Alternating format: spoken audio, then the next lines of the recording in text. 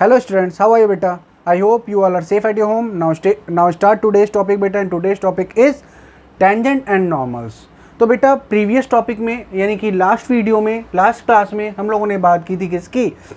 Last class में हम लोगों ने बात की थी बेटा, आप लोगों ने देखा था इंक्रीजिंग और डिक्रीजिंग फंक्शन की बात की थी। वहाँ हम लोगों ने ग्राफ देखा था, strict increasing function, strict decreasing function, इन सारी चीज़ों की हम लोगों ने बात की थी। नाउ हम लोग इसकी बात करने वाले हैं बेटा, और वहाँ पर हम लोगों ने थोड़ा सा ये भी देखा था कि what is the mean of derivative, जहाँ मैंने आपको बताया था कि rate of change and slope of line. तो बेटा उसी से रिलेटेड टर्म यहाँ भी है। अब हम लोग टेंजेंट की पहले थोड़ी सी बात कर लेते हैं बेटा, कि अगर हम बात करें व्हाट इज़ टेंजेंट, तो बेटा टेंजेंट आपको याद आ रहा होगा, आपने क्लास 10th में पढ़ रखा है।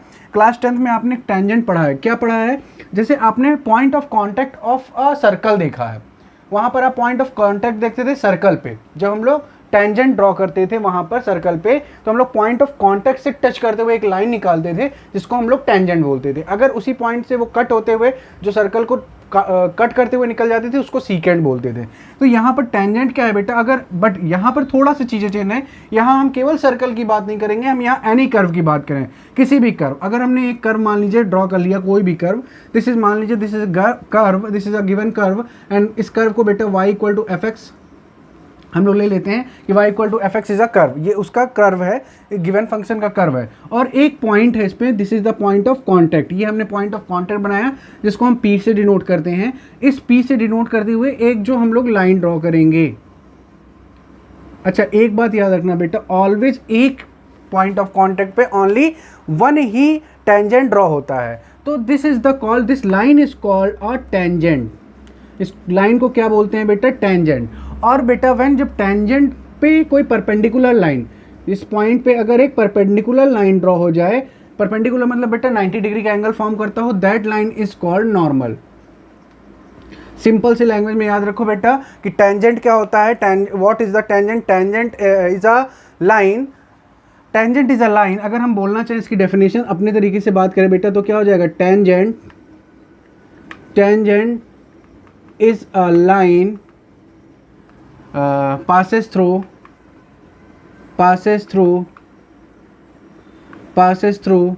a point of contact of any curve, tangent क्या होता है? Tangent is a line, tangent एक लाइन होता है, पासेस थ्रू, कहाँ से पास होता है बेटा? अ पॉइंट ऑफ कॉन्टैक्ट से। अ पॉइंट ऑफ कॉन्टैक्ट किसके? A point of contact of any curve, किसी भी कर्व के पॉइंट ऑफ कॉन्टैक्ट से जो लाइन पास होती है, उस लाइन को हम क्या बोलते हैं? जो स्ट्रेट लाइन पास होती है उसको हम क्या बोलते हैं? उसको हम टेंजेंट बोलते हैं। एंड नॉर्मल क्या होता है बेटा? जब हम लोग के टेंजेंट पे जब कोई 90 डिग्री यानी परपेंडिकुलर लाइन ड्रॉ होती है उस पॉइंट पे, तो उसको हम क्या बोलते हैं? नॉर्मल। आई होप कि एक ये मैंने केवल एक सिंपल सा भी इसका डेफिनेशन बताया कि what is tangent, what is normal. कभी आप भूलो तो आपको याद रहे कि आप टेंजेंट और नॉर्मल को कैसे डिफाइन करोगे। ना अब हम थोड़ा सा आगे बढ़ते हैं बेटा। अच्छा, टेंजेंट, यहाँ पर हम टेंजेंट की बात कर रहे हैं बेटा, तो एक बात हम लोग और थोड़ा सा आगे बढ़ते हैं, फिर उसकी बात करते हैं बेटा। अच्छा, टेंजेंट होता क्या है? टेंजेंट क्या होता था? स्लोप ऑफ लाइन, याद आ रहा है बेटा? Slope of line tan theta equal to m equal to tan theta. I hope कि आपको याद आ रहा होगा। और इसी को हम लोगों ने अभी प्रीवियस क्लास में हम लोगों ने बात की थी, जब हम लोग डेरिवेटिव्स की बात कर रहे थे, तो dy बाई dx यानी कि वहाँ पे डिफरेंशिएशन की बात कर रहे थे।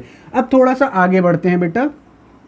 अब देखिए, जैसे हम लोग थोड़ा सा आगे बढ़ते हैं और हम लोग का नेक्स्ट पॉइंट पे आते हैं। ये तो इंट्रोडक्शन हो गया इसका। हम लोग आते हैं, हम लोग को करना क्या एक्चुअली इसमें, हमको करना क्या है? To find the equation. क्या इक्वेशन फाइंड करना है? ऑफ द टेंजेंट, टेंजेंट का इक्वेशन फाइंड करना है to the curve y equal to F X. यहाँ पर हम लोग को एक कर्व दिया होगा, एक फंक्शन दिया होगा जिसका कर्व होगा, उसका हमको क्या करना है? टेंजेंट का इक्वेशन फाइंड करना है एट अ गिवन पॉइंट। देखिए, at a given point like this point P, ये पॉइंट P है। इस पॉइंट पे हमको, अगर इस पॉइंट को हम ले ले बेटा, this is x1 and y1, okay. अगर हम इस पॉइंट को x1 और y1 लेट कर लेते हैं, तो हम इस पॉइंट पर इस टेंजेंट का क्या करना है? हमको इक्वेशन ड्रॉ करना है। कैसे करेंगे? आज मैं छोटा सा रिकैप लेता हूँ बेटा। प्रीवियस क्लास में, क्लास 11th में आप लोगों को वहाँ पर एक इक्वेशन आप लोगों ने पढ़ा है। किसका? आप लोगों ने कुछ ऐसा इक्वेशन पढ़ा होगा, जहाँ तक मुझे याद आ रहा है, y minus y1 equal to m x minus x1। Yes और नो? याद आ रहा है बेटा? कुछ याद आ रहा है? ऐसा एक इक्वेशन आप लोगों ने पढ़ा है। तो बेटा अब हम आपको बात कर रहे हैं, हम इसकी क्या बात कर रहे हैं, एम क्या है बेटा, हमारा स्लोप ऑफ द लाइन। और हम लोगों ने कल प्रीवियस यानी कि प्रीवियस वीडियो में बेटा जो हम लोगों ने बात की थी कि एम को हम लोग M equal to what, M equal to tan theta हम राइट करते हैं। समझ में आ रहा है बेटा, M equal to tan theta write करते हैं, नहीं करते। तो अगर आपको ये बात नहीं समझ में आ रही तो आप यहाँ से ऐसे समझो, m यहाँ पर जो होगा बेटा, m को यहाँ पर हम लोग लिखेंगे m equal to differentiation d by D X, किसका, d बाई डी एक्स होगा किसका बेटा, जो गिवन फंक्शन y होगा, जो गिवन फंक्शन हमारा y होगा, यानी कि डिफरेंशिएशन फाइंड करना है एट दिस पॉइंट। किस पॉइंट पे, जैसे यहाँ हमने x1 और y1 लिया, इस पॉइंट पे हमको इसकी वैल्यू चाहिए, डिफरेंशिएशन करना है, पहले हमको इसका डिफरेंशिएशन करना है और फिर उस पॉइंट पे इसकी वैल्यू जो आएगी दैट इज कॉल्ड m। बात समझ में आ रही है बेटा। अगर इसको हम अगर सॉल्व करें तो इसको अगर इसको हम यहाँ पे पुट करें तो क्या हो जाएगा बेटा, x1 और y1 हमारा x1 y1 ही है, तो यहाँ हमारा इक्वेशन क्या बन रहा है, y minus y1 equal to m की प्लेस पे क्या राइट करेंगे बेटा, d अपॉन डी एक्स, किसी फंक्शन का गिवन फंक्शन fx का हम d बाई डी एक्स करेंगे और क्या करेंगे बेटा, उसी पॉइंट पे x1 y1 पे इसकी वैल्यू निकालेंगे। और जब हम वैल्यू निकालेंगे तो यहाँ क्या आएगा, x माइनस x1। अच्छा ठीक है, यहाँ आपको थोड़ी सी चीज़ें नहीं समझ में आ रही होंगी। अब यहाँ मैं अगर पॉइंट चेंज कर दूँ, पॉइंट चेंज करने का मतलब बेटा, अगर मैं यहाँ पे पॉइंट x1 y1 की जगह a और b कर दूँ तो ये बातें समझ में आएंगी। अब हम यहाँ पे पॉइंट क्या ले रहे हैं, a कॉमा b, क्या ले रहे हैं बेटा, पॉइंट a कॉमा b ले रहे हैं बेटा, a कॉमा b ले रहे हैं। तो अब हम इसको क्या करेंगे, पहले डिफरेंशिएट करेंगे। अगर हम डिफरेंशिएट करते हैं और उस डिफरेंशिएट करने के बाद जहां हमारा x1 y1 है वहां हमको a v पुट करना है, तो हमारा इक्वेशन क्या बन रहा है, y माइनस a, ठीक है, equal to D Y by D X, हमारा डिफरेंशिएशन हो गया with the point a comma b, and यहाँ पे आएगा बेटा x minus b, sorry y यहाँ पे बेटा होगा हमारा b और यहाँ पे होगा हमारा a। आई होप कि आपको थोड़ा बहुत तो समझ में आ रहा होगा मैं क्या बताना चाह रहा हूँ। तो यहाँ से आपका ये गिवन फॉर्मेशन बन जाएगा। अब बेटा यहाँ पे तो बात बिल्कुल समझ में आई ही नहीं कि आपको करना क्या है। तो अब हम बेटा इस चीज़ को एक एग्जाम्पल के थ्रू पहले क्लियर करते हैं कि इस पार्ट को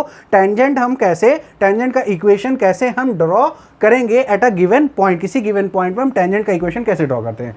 तो हम लोग लेट कर लेते हैं कि हमारा एक फंक्शन है fx इक्वल टू, हम लेट कर लेते हैं बेटा x प्लस 2 का होल क्यूब, हमने ये लेट कर लिया fx equal to whole cube. और पॉइंट ऑफ कांटेक्ट हम कुछ भी लेट कर लेते हैं, 3,1 ले लेते हैं, कोई प्रॉब्लम नहीं है। हम पॉइंट ऑफ कांटेक्ट मतलब जो हम लोग का गिवन पॉइंट है वो क्या है, 3,1।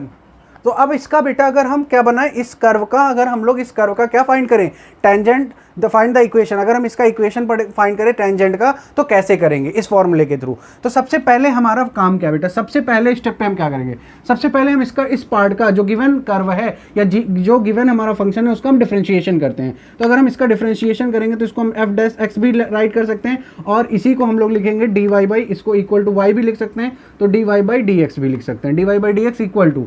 अब बेटा इसका करेंगे तो 3 बाहर आ जाएगा, x प्लस 2 यही होगा, ओके यहाँ तक होगा। अब बेटा हम क्या यहाँ पे वैल्यू पुट कर सकते हैं, क्योंकि हम क्या कह रहे हैं बेटा, अब हमारे ये डिफरेंशिएशन हो गया तो अगर हम यहाँ वैल्यूज पुट करें तो क्या होगा, y माइनस बी क्या है हमारा 1, b क्या है बेटा 1 इक्वल टू, डिफरेंशिएशन हमारा आ गया है 3x प्लस 2, बट ये गिवन पॉइंट पे है बेटा और पॉइंट हमारे क्या है, पॉइंट 3,1 पे। तो हम यहाँ x यहाँ हमारा y है नहीं, हम केवल x की वैल्यू पुट करेंगे और यहाँ क्या है x माइनस a क्या है बेटा हमारा 3। अब हम इस वैल्यू को यहाँ पुट कर दें तो y माइनस 1 इक्वल टू, इसको सॉल्व करोगे बेटा तो यहाँ पे हम 3 पुट करेंगे, ये हो जाएगा 3 प्लस 2 5, 5 3 जा 15 x माइनस 3, और इसको सॉल्व करेंगे y minus 1 equal to 15 x minus 45।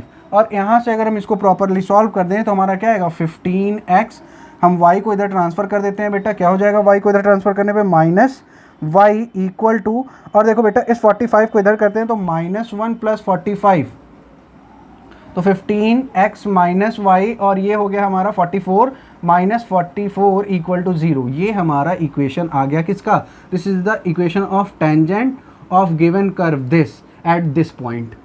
बात समझ में आ रही है बेटा, this is the equation of tangent of the this curve at this given point. बात आई होप कि यहाँ तक समझ में आ रही है। अब ये तो बात हो गई बेटा टेंजेंट की। अब हम थोड़ा सा आगे बढ़ते हैं, इसी में हम बात करते हैं किसकी, नॉर्मल की बात करते हैं। अगर हम नॉर्मल की बात करें, इसी क्वेश्चन इसी इक्वेशन को देखते हैं तो नॉर्मल में केवल एक छोटी सी चीज़ जो हमारी चेंज हो जाएगी उसकी बात कर लेते हैं। थोड़ा सा रफ कर देते हैं बेटा यहाँ पर, और हम किसकी बात करने वाले हैं अब, नॉर्मल की। नॉर्मल में क्या होगा बेटा, बस नॉर्मल में आपका एक छोटा सा डिफरेंस आएगा कि अगर हम नॉर्मल की बात करते हैं, किसकी बात करते हैं, नॉर्मल की। तो नॉर्मल इक्वल टू बेटा आ जाएगा हमारा 1/m, 1/m हो जाएगा। 1/m पुट करेंगे तो 1/m का मतलब क्या होगा बेटा, -1/dy/dx, और गिवन पॉइंट जो हमारा ए बी है वहाँ पर पुट करेंगे।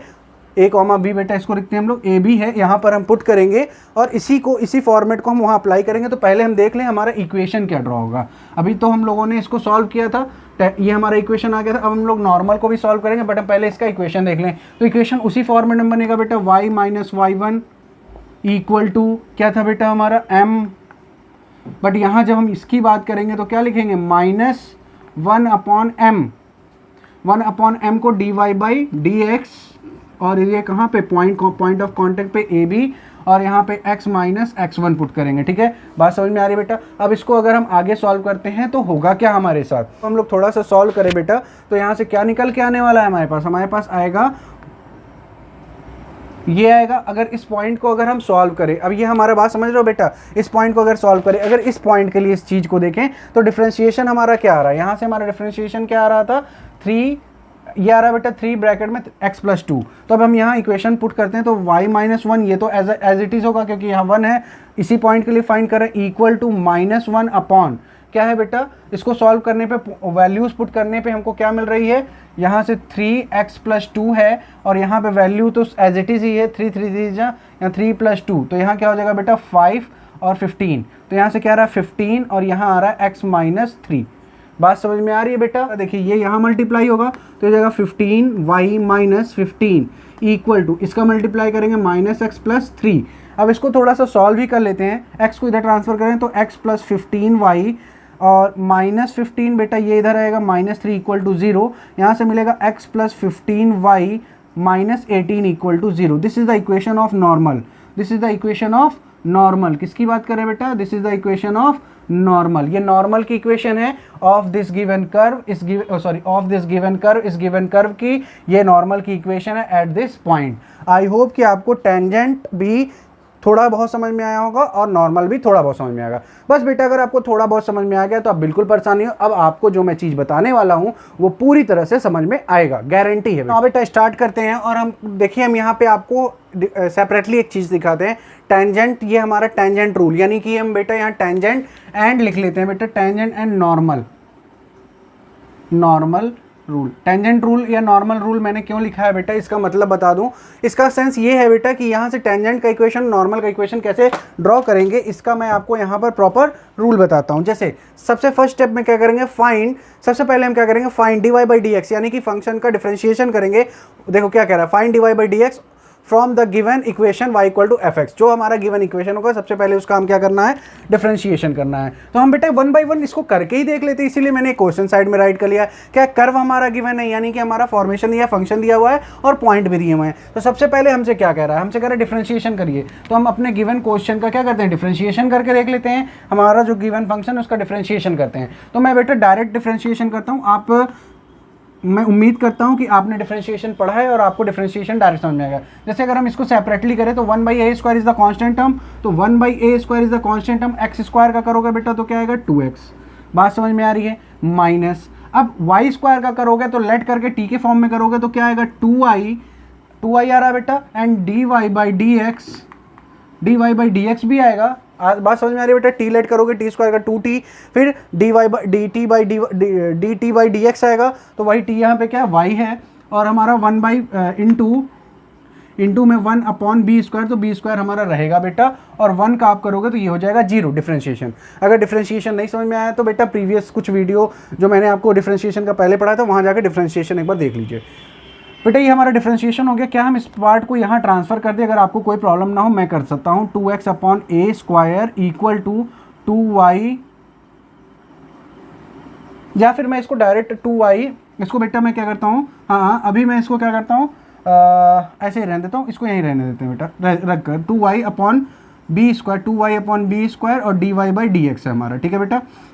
तो यहाँ से हम क्या कर सकते हैं, इसको यहाँ और इसको यहाँ ट्रांसफ़र कर सकते हैं। तो हमारा यहाँ से dy/dx क्या आ रहा है बेटा, 2xb² अपॉन 2ya²। यहाँ से ये हमारा निकल के आ रहा है। तो सबसे पहले हमने क्या किया, find dy/dx from the given equation f equal to y equal to fx का। हम लोगों ने ये फाइंड कर लिया। सेकंड स्टेप में हमको क्या करना है, find the value of dy/dx eight the given point. Given point पे हम इसकी वैल्यू, तो हमारी a की वैल्यू और दिस इज द b की वैल्यू हम पुट कर दें। बात समझ में आ रही बेटा? हम इसकी वैल्यूज पुट कर सकते हैं। कहाँ पर ये वैल्यूज कहाँ पुट करते हैं, a और b की प्लेस पे नहीं बेटा, x और y की प्लेस पे पुट कर रहे हैं। यहाँ x और y की प्लेस पे करेंगे तो dy/dx is equal to what, 2 और √2ab² अपॉन यहाँ क्या हो जाएगा 2b इंटू a²। यहाँ से कुछ कैंसिल हो रहा है क्या? हमको तो लग रहा है बेटा, देखो b से स्क्वायर कैंसिल, a से ये स्क्वायर कैंसिल, 2 से 2 कैंसिल, चीज़ें कैंसिल हो रही हैं। अब यहाँ से हमारे पास बच क्या रहा है बेटा, हम देखें तो dy/dx is equal to what, dy/dx equal to b√2 upon a। कितनी चीज़ें हमारे पास बच गई? तो हमारा क्या आ गया, find the value of the this point. अब हमको क्या करा, the equation of the required tangent का इक्वेशन क्या है, ये m की वैल्यू हमको मिल चुकी है। तो यहाँ से हम क्या करेंगे बेटा,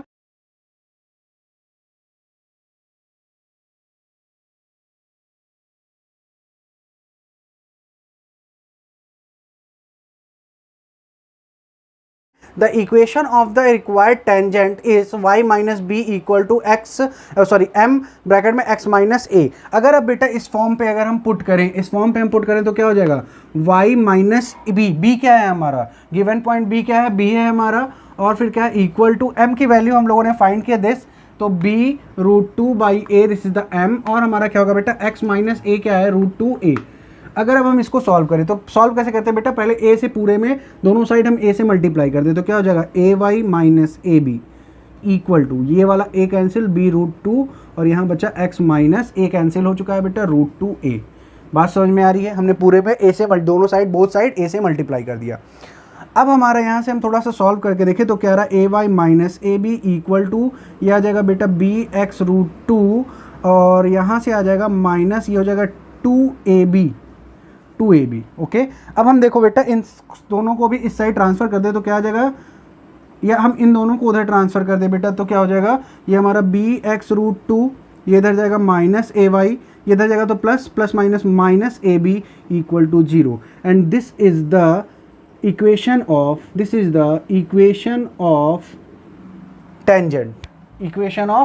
tangent of given curve at this point.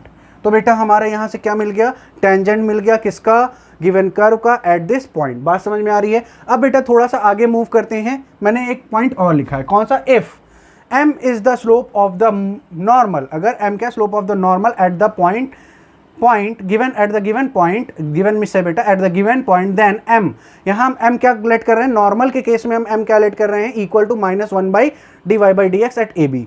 बात समझ में आ रही बेटा? तो हमको इसमें थोड़ा सा चेंज करना पड़ेगा। ये हमारा चेंज क्या करना पड़ेगा, अगर मैं इधर रफ कर दूं बेटा थोड़ा सा, तो आपको दिखेगा केवल हमारा यहाँ क्या चेंज होता है, ये हम टेंजेंट का इक्वेशन राइट रहने देते हैं बेटा। अब हम इसको थोड़ा सा चेंज करते हैं, यानी m हमारा चेंज हो रहा है। ओहो, मैंने पूरी चीज़ें राइट कर दी, कोई बात नहीं। हम लोग जल्दी से डिफ्रेंशिएशन देख लेते हैं। हमारा डिफ्रेंशिएशन क्या आएगा बेटा, यानी कि डिफ्रेंशिएशन करेंगे तो हमारा आएगा 2x/a² माइनस 2y/b² dy/dx, ये हमारा आ रहा है इक्वल टू 0। और यहाँ से हम करेंगे तो 2x/a² equal to 2y/b² and dy/dx, ये आ रहा है बेटा हमारा। और थोड़ा सा एक लाइन कर लें तो 2b²x upon 2a²y equal to dy/dx, हमारा ये आ रहा है। 2 से 2 कैंसिल हो रहा है। चलो ठीक है, यहाँ तक आ गया बेटा, दिस इज द डिफरेंशिएशन। यहाँ तक डिफरेंशिएशन सेम है। यहाँ तक देखो, टेंजेंट के केस में ये तीनों फॉलो करना है और नॉर्मल में इस वाले पॉइंट को नहीं, इस वाले पॉइंट को फॉलो करना है। टेंजेंट के लिए आप इसको ड्रॉ फॉलो करोगे, पॉइंट थर्ड फॉलो करोगे, और नॉर्मल के लिए आप पॉइंट 4 फॉलो करोगे, थर्ड नहीं करोगे। अब देखो बेटा, हमको क्या निकालना है, m निकालना है फॉर नॉर्मल। तो अगर हम नॉर्मल के लिए m निकालते हैं तो क्या होता है, -1/dy/dx एट पॉइंट AB। बात समझ में आ रही है? तो m इक्वल टू वॉट, -1। अब हमारा डिफ्रेंशिएशन हमने कर लिया है। क्या आ रहा है डिफ्रेंशिएशन बेटा, b²x upon a²y eight AB। a क्या है, √2a, b। अगर हम वैल्यूज़ पुट कर दें तो m equal to -1 upon, values put करेंगे बेटा, बी स्क्वायर एक्स की value into root 2a upon A square और उसकी वैल्यू b, तो ये b से ये कैंसिल और a से ये कैंसिल, क्या आ रहा है बेटा -1 upon B root 2 upon a, तो यहाँ से a ऊपर चला जाएगा, -a अपॉन बी रूट 2 आ जाएगा। बात समझ में आ रही बेटा, ये हमारा आ जाएगा। अब हमारा क्या आ गया है, अब हमारा नॉर्मल आ गया। तो अभी जस्ट हम लोगों ने पढ़ा था, तो हमको स्टेप कौन सा, नेक्स्ट स्टेप हमको क्या फॉलो करना है, इस स्टेप में हमको डायरेक्ट पुट करना है। क्या करना है, अब इक्वेशन में डायरेक्ट पुट करना है। और कैसे करते हैं, अगर मैं यहाँ पे इसको आपको करके दिखाऊं तो हमारा फॉर्मेशन अभी जस्ट मैंने आपको बताया था, नेक्स्ट स्टेप में नॉर्मल के हम लोग फिर से इक्वेशन में पुट करेंगे, y minus y1 equal to m and क्या था x माइनस x1, ठीक है। बट यहाँ पर ये m कौन सा है, ये अगर हम कंसीडर, अब पहले हम टेंजेंट के लिए, हम लोग इसको टेंजेंट के लिए पुट कर रहे थे, अब इसको हम लोग नॉर्मल के लिए पुट करेंगे। जब नॉर्मल के लिए लेते हैं तो हम ये अप्लाई करेंगे, जब टेंजेंट के लिए लेते हैं तो हम लोग कौन सा अप्लाई करते हैं, डायरेक्ट अप्लाई करते हैं, m इक्वल टू यानी कि ये वाला पॉइंट अप्लाई करते हैं, कौन सा, dy by D X point a and b, A B पे। बात समझ में आ रही बेटा, यही चीज़ हम लोग जब नॉर्मल के लिए करते हैं तो m क्या होता है हमारा उस केस में, -1 upon dy by D X at point A B. I hope कि समझ में आ रहा होगा। अब हम यहाँ पर इसको पुट कर देते हैं, यहाँ पर क्या है बेटा, y माइनस इसकी वैल्यू क्या है b इक्वल टू m की वैल्यू यहाँ से हमको क्या मिली है, -a अपॉन बी रूट 2 और यहाँ y minus x minus root 2a। अब यहाँ से हम क्या कर सकते हैं बेटा, पहली बात तो हम सब पूरे में b से क्या मल्टीप्लाई कर दें, अगर b से मल्टीप्लाई कर देंगे, या फिर हम डायरेक्ट क्या करते हैं, पहले इसका यहाँ मल्टीप्लाई कर देते हैं, तो आएगा B Y under root 2 minus B square root 2 equal to minus A X और प्लस ए स्क्वायर रूट 2। अगर इसको हम सॉल्व कर लें तो बेटा सब पॉइंट को इधर ले आते हैं, तो क्या हो जाएगा, ये इधर आएगा तो प्लस में ए एक्स, ये क्या होगा प्लस बी वाई रूट 2 और ये हमारा है ही माइनस बी स्क्वायर रूट 2 और ये इधर आएगा तो plus A square root 2 equal to 0 and this is the required equation of normal of the given curve at this point. बात समझ में आ रही बेटा, आई होप कि यहाँ तक बातें, अगर इसमें चाहें तो बेटा थोड़ा सा फॉर्मेशन कर सकते हैं, इक्वेशन को दिखा सकते हैं कैसे, A X plus B Y root 2 equal to इस यहाँ से बेटा अगर हम चाहें तो माइनस रूट 2 कॉमन ले लें या प्लस रूट 2 कॉमन ले लें, तो हमारा बन जाएगा A square minus B square equal to 0। इस तरह भी हम इसको ड्रॉ कर सकते हैं। तो कहने का सेंस बेटा, इसको अब इक्वेशन को आप जितना अच्छे से रिप्रेजेंट कर सकते हो करो, बट फॉर्मेशन प्रोसीजर आपको यही करना पड़ेगा। आई होप कि यहाँ तक बातें क्लियर हो रही हैं।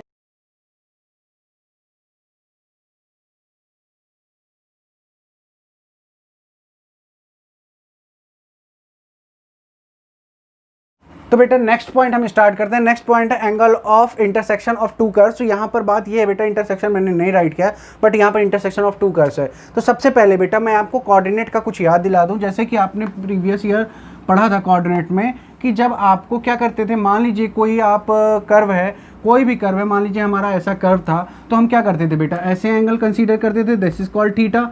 और ये थीटा हम कैसे लेते थे, एंटी क्लॉकवाइज लेते हैं, क्योंकि एंटी क्लॉकवाइज जब हम लेते हैं तो इसको पॉजिटिव कंसीडर करते हैं, और स्लोप ऑफ द लाइन के लिए हम क्या करते हैं, tan थीटा फाइंड करते हैं। आई होप कि यहाँ बातें आपको याद आ गई होंगी। इतनी बात बताने के बाद मैं आपको क्या करता हूँ बेटा, हम लोग एक्स एक्सिस से ही एंगल कंसीडर करते हैं स्लोप ऑफ द लाइन के लिए tan थीटा। इसी को हम लोग क्या बोलते हैं, एम से भी रिप्रेजेंट करते हैं और इसको स्लोप ऑफ द लाइन बोलते हैं। याद आ गया थोड़ा सा। अब हम थोड़ा सा आगे बढ़ते हुए अब हम आते हैं अपने टॉपिक पे। फर्स्ट कंडीशन ये है बेटा जी कि जब दो लाइंस एक दूसरे को इंटरसेक्ट करती हैं और उनके बिटवीन जो एंगल है थीटा, क्या है बेटा, अगर थीटा है तो इसके बिटवीन जो एंगल, तो स्लोप ऑफ द लाइन क्या होगी, तो यहाँ पे हम डायरेक्ट दिखाते हैं tan theta equal two plus minus m2 minus m1 upon 1 plus m1 into m2। ये फॉर्मूला याद आ रहा है बेटा आपको? आई होप कि आपको ये फॉर्मूला याद आ रहा होगा। m2 minus m1 upon 1 plus m1 into m2, ये प्लस माइनस में होता है बेटा, या फिर आप इसको मॉड में भी लिख सकते हो। तो यहाँ से हमारा ये फॉर्म होगा जब when two line are intersecting to each other and angle is the theta. इसके बारे में अभी बताएंगे बेटा डिटेल में, जैसे हम क्वेश्चन में इसका यूज़ करेंगे तो आपको वहाँ पे बातें और अच्छे समझ में आएंगी। ये हो गई हमारी फर्स्ट कंडीशन। सेकंड कंडीशन की बात करें बेटा, व्हेन टू लाइंस, देखो बेटा ये हमारा कोऑर्डिनेट सिस्टम है, जब टू लाइंस क्या हो जाए, पैरेलल हो जाए। अगर टू लाइंस पैरेलल हैं तो आप एक बात समझो बेटा, ये पैरेलल लाइंस है और ये कट कर रही है इस लाइन को, तो एंगल दिस और angle this are equal, yes और नो। अगर हम इसको नाम दे दें, ये थीटा और इसको अल्फा दे दें, तो थीटा इक्वल टू अल्फा, यानी कि अगर हम tan कंसीडर करें, tan theta equal to tan alpha, इस कंडीशन में क्या होगा बेटा, इस कंडीशन में हमारा क्या होगा, m1 इक्वल टू m2 हो जाएगा। तो m1 इक्वल टू m2 हो जाएगा। बात समझ में आ रही है बेटा? क्या हो जाएगा? m1 इक्वल टू m2 हो जाएगा। यहाँ पर हमारा थीटा क्यों इक्वल होगा? बिकॉज बेटा ये एंगल्स इक्वल होंगे। ये कैसे हैं? ये देखो पैरेलल लाइंस है, L एंड L, इसको L1 L2 दे दो तो L1 is parallel to L2। इस केस में ये हमारा ट्रांसवर्सल की तरह बिहेव कर रहा है, दिस इज एक्स एक्सिस, ये हमारा ट्रांसवर्सल की बिहेव कर रहा है। तो बेटा जो जितना एंगल यहाँ क्रिएट होगा उतना यहाँ क्रिएट होगा।